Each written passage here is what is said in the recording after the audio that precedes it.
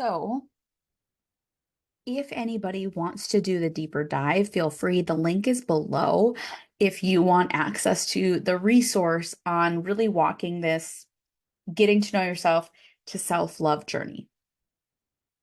But today, I still want to talk about this topic of what does it mean to love yourself so that you can feel fully confident in who you are.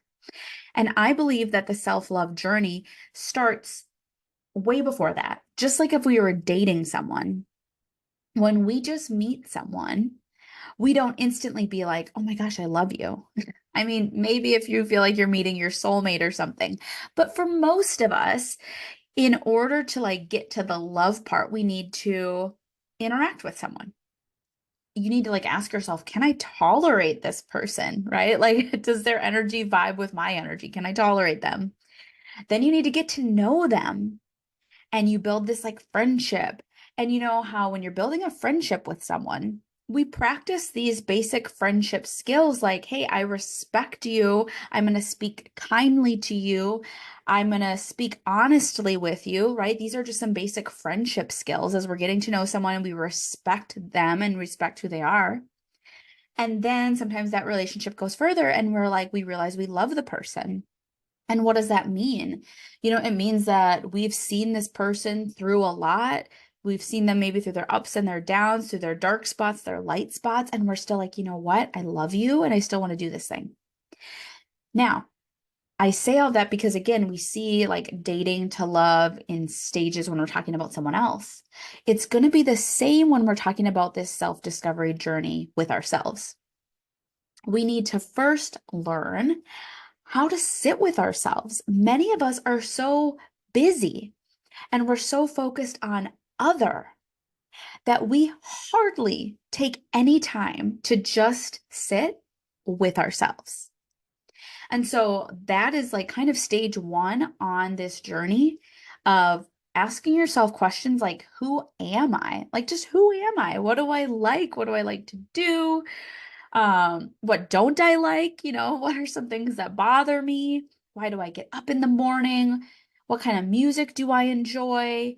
What kind of activities bring me joy? We have to get to know ourselves.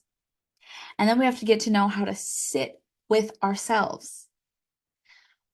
It's why, the self-care movement is so prominent. It's not just like ooey gooey roses and like, oh, that'd be nice someday to have some time for self-care. It is crucial to know how to take care of ourselves, know how to sit with ourselves. And that could be through meditation, it could be through mindfulness, it could be quiet reflection time where you're maybe writing in a journal. Maybe you're just sitting with yourself and you're just focusing on your breath and you're practicing breathing. Maybe you're taking yourself outside in nature, where when we're outside, it can get a little bit easier to just be quiet and kind of go within and just connect with nature. So maybe you're just sitting outside, laying and looking up at the clouds, noticing the world around you, but also noticing the world within you. I know for many people, it can be very uncomfortable to consider that you have a whole world happening right within yourself. I remember in my high school years and then college, I had to take a lot of anatomy and phys, being a bio major and going into healthcare field.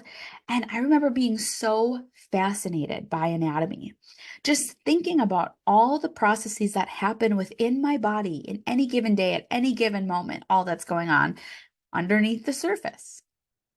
So that's what it can feel like. That's like this next stage on this self-discovery journey of sitting with yourself, just being with yourself. And if that's initially uncomfortable, do it for short periods of time.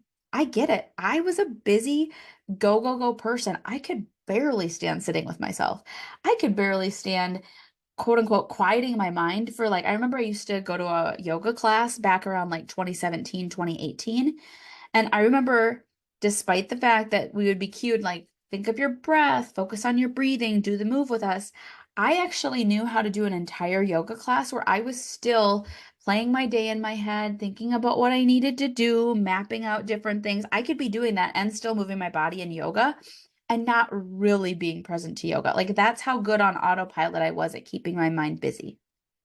until I wasn't, until I started learning what it was to practice not always keeping in my busy mind and bringing myself just back to me and my breath or what was happening, connecting with my heart, whatever that was.